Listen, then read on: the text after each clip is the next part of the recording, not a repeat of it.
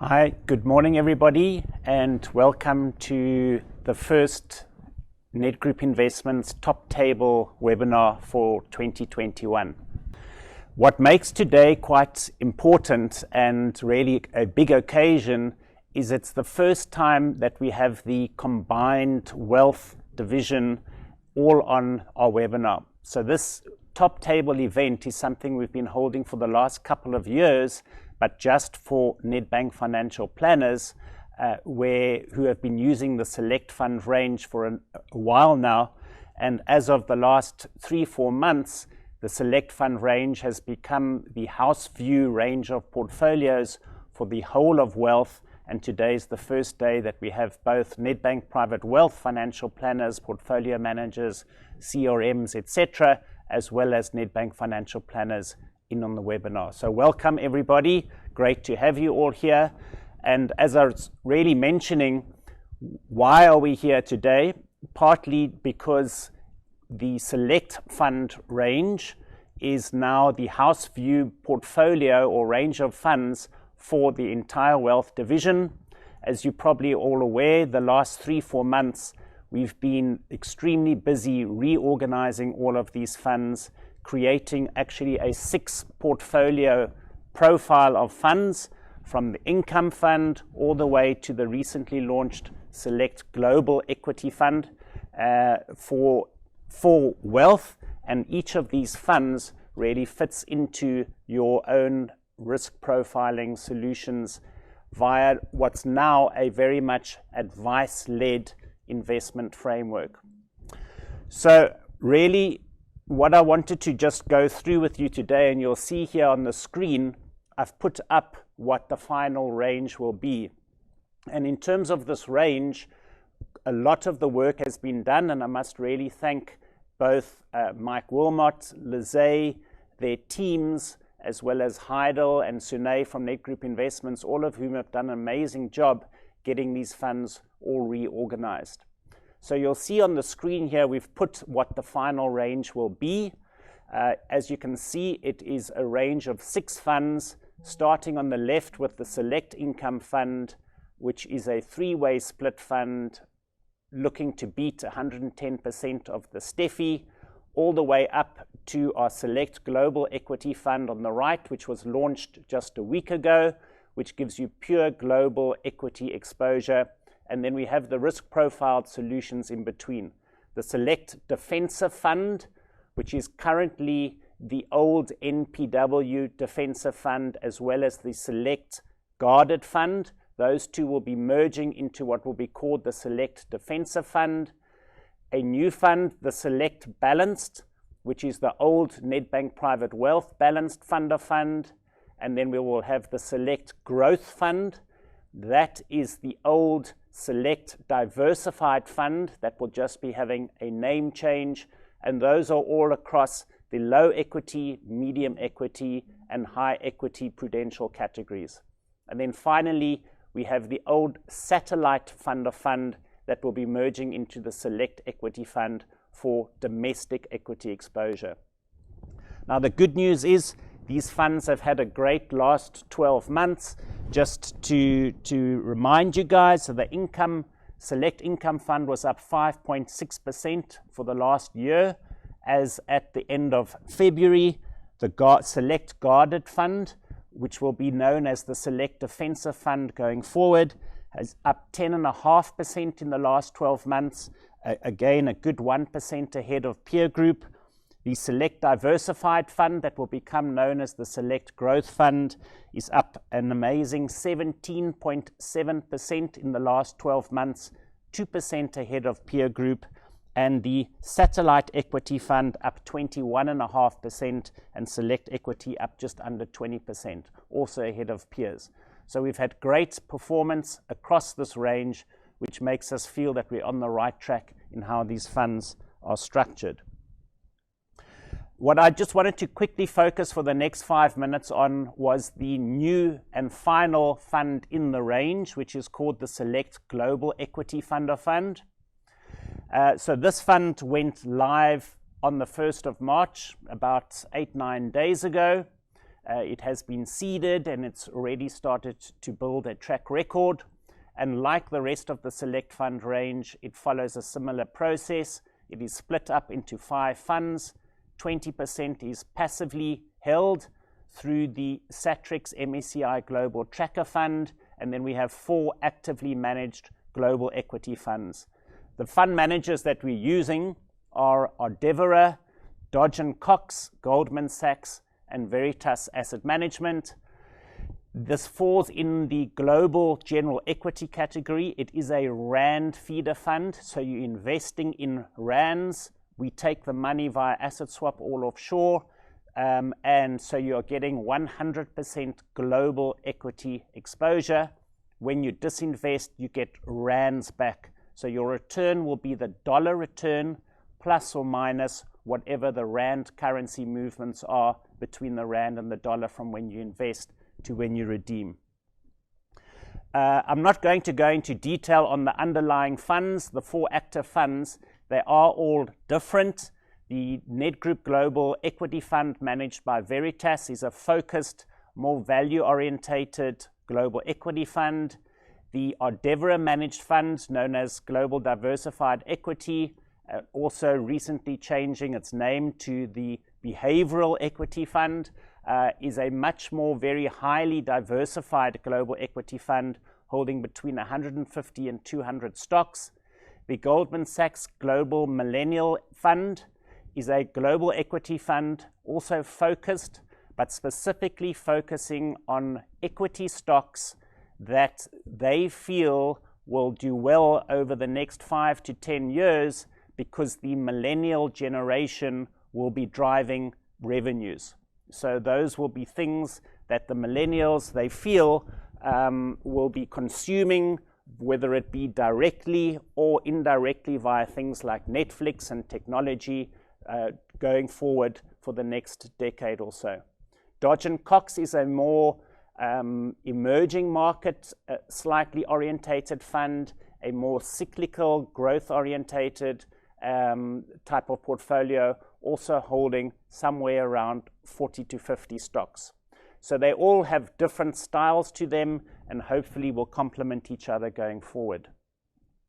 This is actually a look-through of all of the equities within the Global Equity Fund, and you'll see there this is the top 20 stocks or so of a look-through basis, and it basically has all your well-known global big players.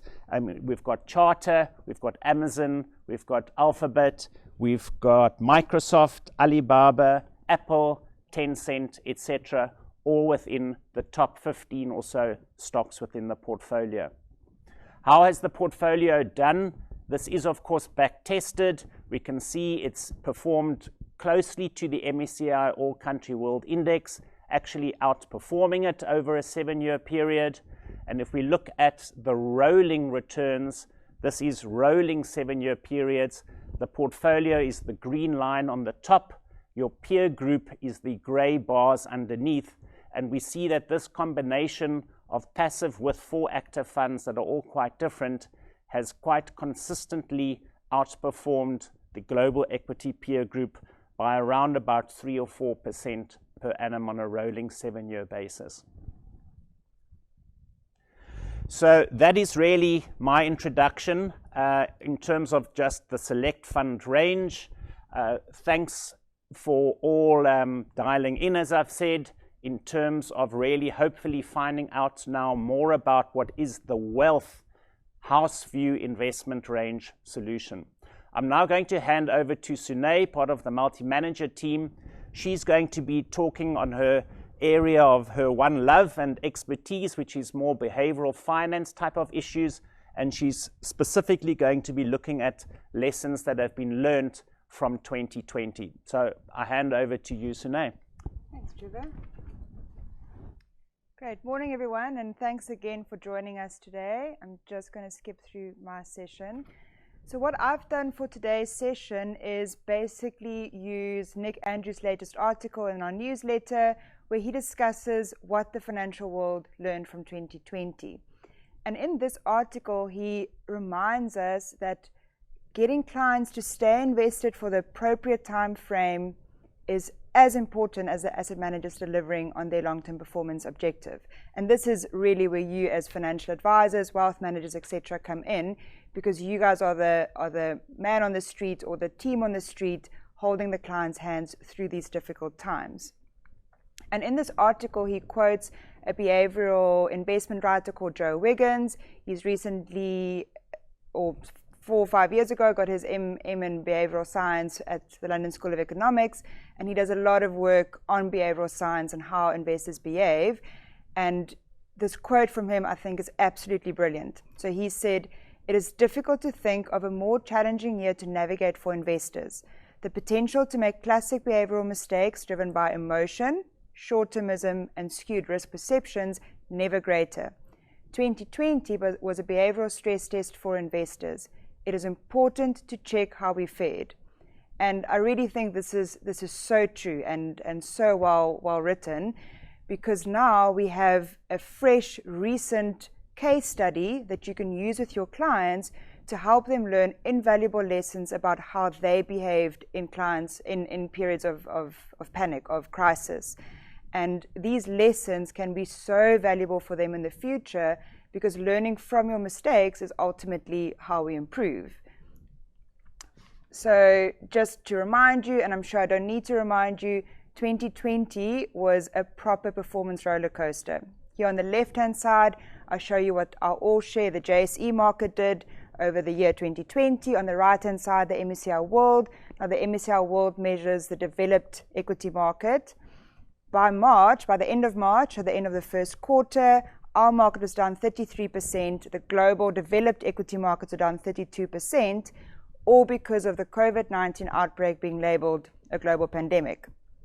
At this point, investors were very negative. The outlook was incredibly uncertain, and almost the entire world went into lockdown to try and curb the spread of this virus.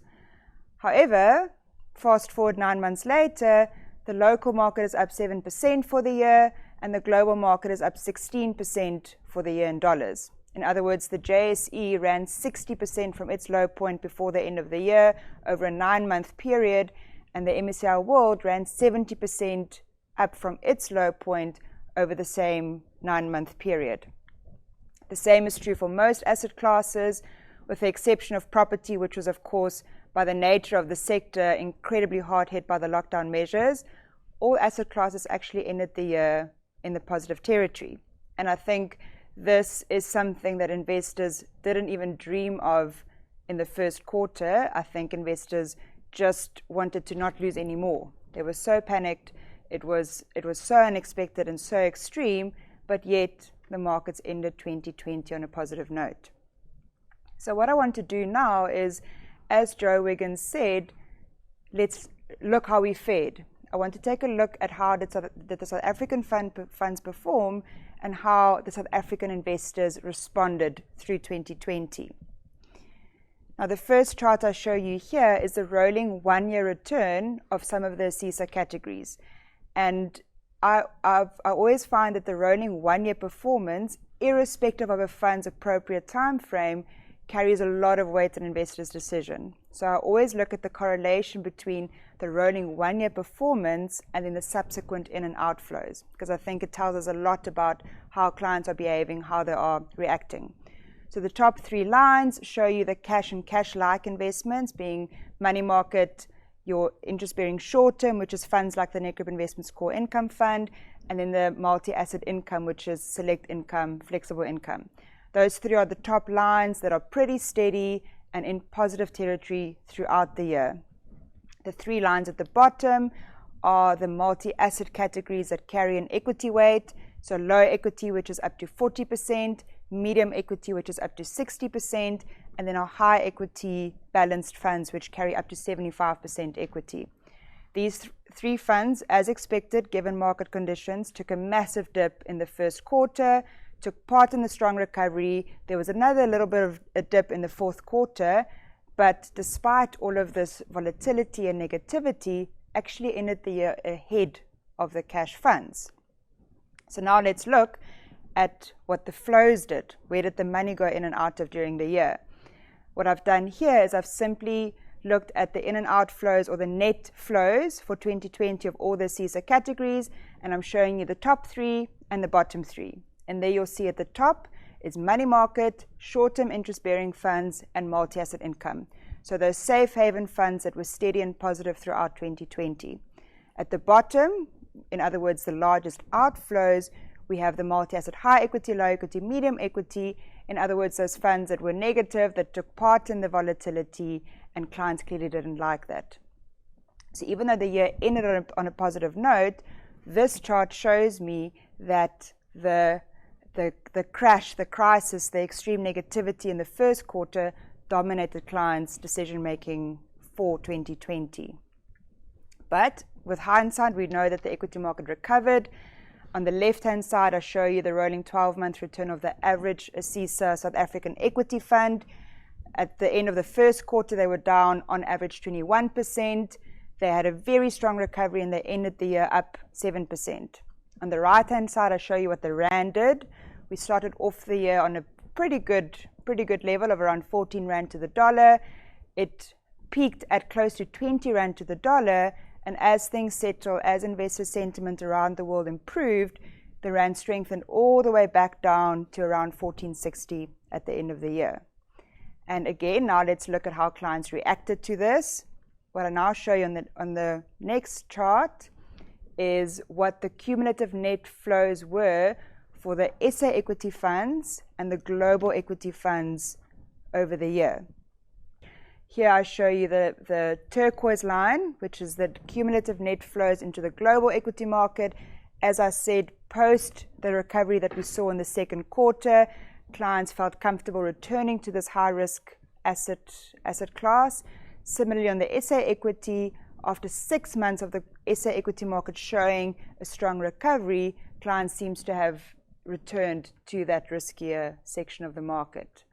2021 is only 2 months in, 2.5 months. I only have 1 month worth of data to show you, but interestingly enough, it seems like this increased risk appetite is still with us. And if I again look at the top 3 and the bottom 3 categories for 2021, or just for January in terms of net flows, SA equity, global equity are right up there, and together with the short-term income funds, and your property and multi-asset equities are still experiencing some outflows.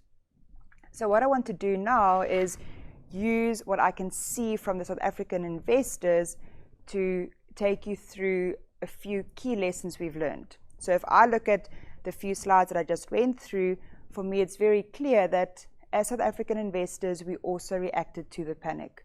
There was a big switch into cash. There was a delayed uptake of risk post the recovery. In other words, clients did react to the short-term crisis. So I'm just going to take you through a few things that you can potentially use with your clients to help them illustrate what happened in 2020, where they potentially made a mistake, and where they potentially have a blind spot to an emotional reaction. And we can use that to help them make better decisions in the future. So the first thing that Joe Wiggins identified of 2020 is that making predictions are simultaneously very appealing and extremely difficult. So on this chart, I just show you a little example of what analysts expect the S&P 500 companies to do in terms of earnings per share. That's the little green line that runs throughout the year, followed by the blue dot, which is the actual result. The three interesting things for me is, firstly, they seem to never get it right 100%. Secondly, as more and more information becomes available, their predictions migrate towards the actual result. And then thirdly, very interesting, if you look at 2001, 2002, and also 2008, in years of extreme market crashes, no one expected it. No one saw it coming. So I think the first thing we have to remind clients about is these things will happen. Us as asset managers, you as financial planners simply can't predict it. They just need to be aware that this is part of being invested in the market. This is very closely tied to the next lesson, which again just speaks to the unexpected and the volatility. As you can see on the far left-hand side, the red line, the 2020 coronavirus crisis was the sharpest, quickest downturn we've seen. volatility levels spiked, and this is the second honest conversation we have to have with clients.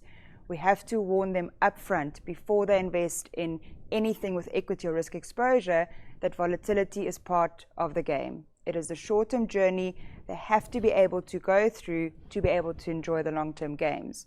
So in this chart, I show you a simple example of the drawdowns that our domestic equity market has had over the last 20 years. I draw a line at the minus 10% level to just show you that on 7 occasions in the last 20 years, the equity market did fall by more than 10%, sometimes as much as 30%, 40%, etc. And the difficult conversation, but the important conversation to have with clients using this chart is that you can't predict the future, you don't know what's going to happen, you don't know when the returns are going to come, but the one thing that you can guarantee is when you're exposed to equity or any other risk asset, there will be volatility in the short term. And when they're calm and rational, they need to let this sink in and prepare themselves for what might come. And then the other thing that I find fascinating is that this difference between how we respond to a sale in a shop versus a sale in the market. And I mean, I'll use myself as an example. March last year, markets fell 33%. There was a lot of anxiety in the market. My husband and I discussed what to do, and I was like, oh, and he actually first said, no, we can't invest more. You don't know what's going to happen. We need some liquidity. And I was like, okay, sure. I agree, we can't invest. But at the same time, I was loving the lockdown sales at all the retailers that were also marking down their things by 30%. I simply didn't attack or enter the equity market with the same enthusiasm while it was in sale than what I did the retail sales, you know, the shops, the clothes, the electronics, etc. And that's why, or that's the next point that Joe Wiggins makes, is he says that it's not, bear markets isn't really about intelligence. When we're calm and rational and our money's growing at a steady rate, we all know that it's good to buy low and it's good to sell high, it's bad to sell low and it's bad to sell high. But when we're in the moment, that's where our temperament steps in. And that's where we need to have the strength to, as uneasy as it may feel, as we approach a sale in the shop, keep our equity exposure or even increase our equity exposure at this new, better rate. The other very important lesson is that normally remaining calm and sticking to your plan, sticking to your original investment journey that you've decided is the best decision. And I use two charts to help you have this conversation with clients. Here I simply show you what the all-share market has done as at the end of January over 1 year, 3 year, 5 year, 10 year, and a 15-year period. That's the bright green line. The blue bar the blue bar is the inflation, and then that green dot is your real return. So what did you achieve over and above inflation over those periods on an annualized basis? And this is a very snapshot, simple way to show clients that even though that 15-year number includes two bear markets, being 2008, the global financial credit crisis, the 2020 coronavirus crisis, with some other smaller bear markets in between, you still achieved your 5.5% above inflation over that period if you remain invested, if you didn't change the plan. A more extreme way to show this is to look at a few scenarios. Here I've effectively compared 3 investor decisions. So the dark green line is my investor who was exposed to equity at the end of December 2019. He had 100,000 Rand in the equity market. When the crash came, he stayed calm, he stayed rational, he stuck to his plan to be exposed to the equity market. He didn't change. My grey shaded area is my investor who, at the worst possible time, panicked. At the low point said, I can't take this anymore, I have to sell. I don't care that now is a good time to enter the market, I have to sell. And he switched to cash on the 24th of March. At that point, he only had 67,000 Rand left because remember now the market had fallen 33%. He switched that to cash. Then I have my third investor that also panicked, but then as the market showed a recovery, thought, oh, okay, now I can get back in. There's enough confidence for me to say, okay, fine, I'll invest again. And that's your light green line that ticks up. And in this scenario, as hectic as 2020 feels when we think back to what the markets did, your client that remained invested in equity is by far better off. He's now sitting with 120,000 Rand. Your client that switched to cash and never went back is sitting at 70,000 Rand, so it's 50,000 Rand less, almost half of what your equity guy has. And your investor that went back to the equity market post that first quick recovery only has 86,000 Rand. So just an example of how an emotional knee-jerk reaction in hindsight at the worst possible time could have cost investors a lot of money. And it's this kind of scenarios that we can use to show clients before the next one comes to be aware of. Be aware of the emotion, be aware of how bad it can be for your investments. So just to end off, I summarize some of the key behavioral lessons. The last two ones that I just quickly want to touch on is firstly, long-term focus is easier said than done. I think that's very clear in all of the slides that I just showed in terms of how investors behaved. Even though it was a very short period that markets were actually down, clients reacted. Clients panicked, even though they had 5, 7, 10 years left on the investment time horizon of a multi-asset fund, of an equity fund. They reacted on it. Because in the moment, it's very hard to remember that you still have 5 years left, 10 years left. And I think it becomes hard to keep hope that markets will recover. That's where you come in. You have to remind clients that the long-term fundamentals hasn't changed, their plan hasn't changed, it's still a good investment. And then I think lastly, what's also so important is understand your financial behavior for long-term success. I've used my example where I said that I learned for myself this year that I actually wasn't good in the crisis from a buying perspective. I was too nervous to enter the market. And we're all different. We all have different reactions to these crises. And it's so important to know yourself, to know how you behave, that in a future crisis you have your blind spots written down, you have your flaws written down, you can help that, use that to help you make a better decision. You can go, okay, I tend to do this. Let me try and think rational and rather do it this way. And at the end of this article that Nick Andrew wrote for the latest quarterly newsletter entitled What Financial Markets Learned from 2020, there's a 5-minute survey at the end with the help of Oxford Risk, and it's really brilliant for you to go through, for your clients to go through. It's 30 statements where you can say strongly disagree or strongly agree, and at the end of it you get a personalized report to show you where you sit on 12 of the key dimensions of investing. It's things like your impulsivity, your composure, etc. And I really urge you to go to our website, to read the article, to take the survey, and help you and your clients learn how they tend to behave to help them behave better in the next crisis. And I think I've got seconds left, so I'll hand back to Trevor for questions. Thanks, Sune. That was interesting, and I'm sure many of the financial advisors hopefully could relate to quite a lot of that.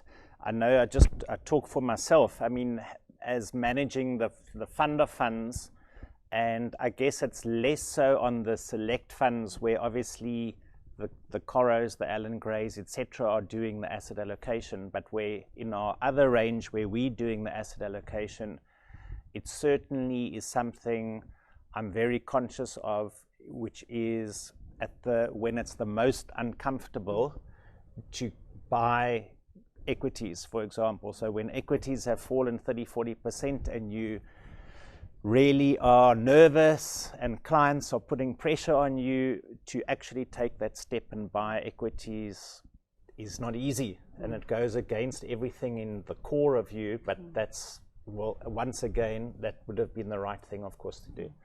Can I just ask you, the other thing I was thinking of, which you raised also, of course, is the Rand.